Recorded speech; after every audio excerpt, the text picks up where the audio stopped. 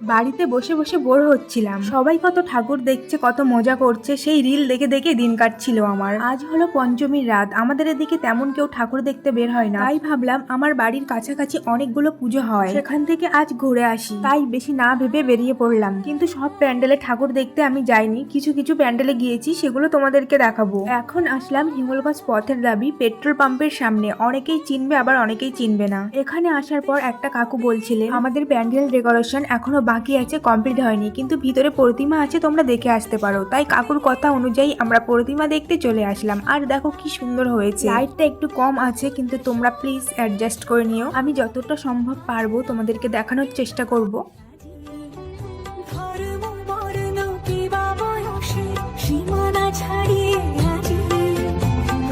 গৃহ কোন পর সজন নব সাজে উঠে সাজিয়ে আকাশ